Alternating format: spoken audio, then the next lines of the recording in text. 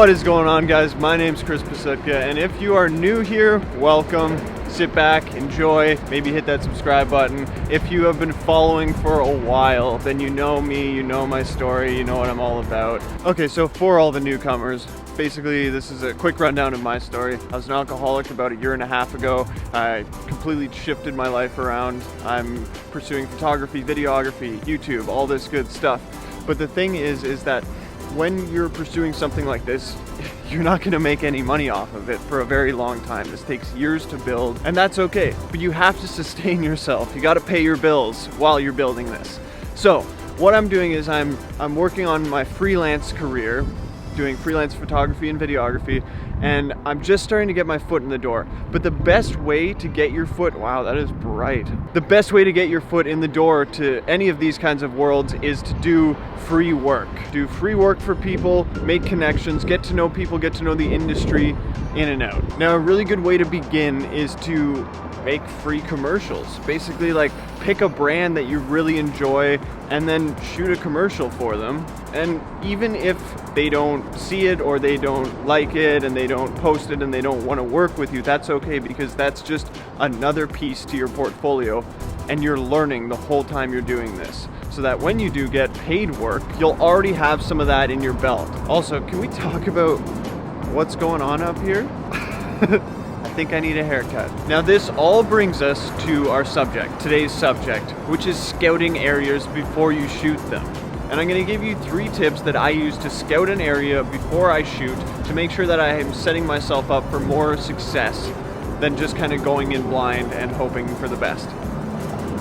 So I personally have decided that I want to make a commercial for a skateboarding brand that I've been a huge fan of for a very long time. That's why we're at a skate park. Okay, so when I'm scouting a location, I'm thinking about like 3 major things. The first one is the space, the area itself, what I have to work with.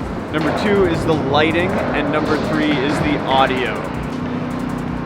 Okay, so for the space itself, I'm coming here, I'm thinking about a few things, and it's mainly, is this area gonna work for what I need? Does it have everything I need it to work?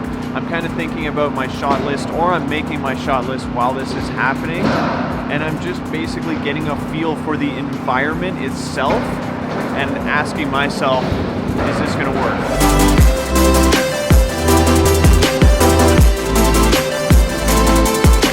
Now, as I've been doing my loop around here, seeing if it has everything that I need to make my shoot work, which I think it does, we're good, I've noticed 2 potential problems. And that brings us to number 2, which is lighting. Now, the lighting under the underpass is all right, but if you look outside the underpass, you'll start to see that it's blown out.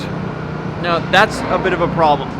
I am gonna be using professional lighting here, but I still am not a fan of that look. I'm not liking that it's brighter outside of the area. It's gonna draw attention away from our main focus, our subject, the skate park and the skater. So my solution to this, which I think could actually be really cool, is if I shoot it at night. They have lights up here, so the whole thing is lit at night, so you can skate here at night. I will still be using professional lights to light my shoot, but I think with the lighting at night where you can't see outside the underpass, where it's just pitch black, I think it'll be really cool. It'll bring a really unique atmosphere to a skate shoot. Because sure, they do shoot at night, but you don't see a lot of skate commercials shot at night. So that's my thinking behind this, and it also fixes my problem. Also, all this beautiful graffiti that's covering the entire skate park and the underpass, I think will look really cool at night. Now, I'm gonna have to re-scout this place at night to make sure that it still works for me. But that's another thing to think about, is should you shoot at nighttime or should you shoot at daytime? All right, so this brings us to point 3, which is audio. I went to the top of the underpass to give you a visual. There's cars constantly driving over top of this thing day and night.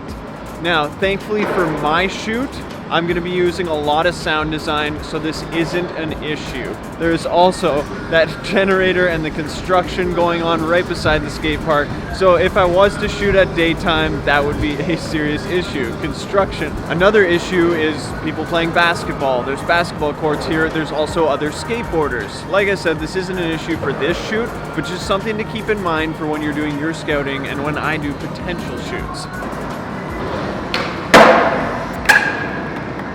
Hear that? We're under a concrete underpass. Reverb, echo, all the sound is bouncing off everything. So this could be a major problem if you were shooting audio down here. Okay guys, let's just summarize the 3 tips here. Space, number 1, just check your area, get a feel for it, check if it has everything that you need it to have.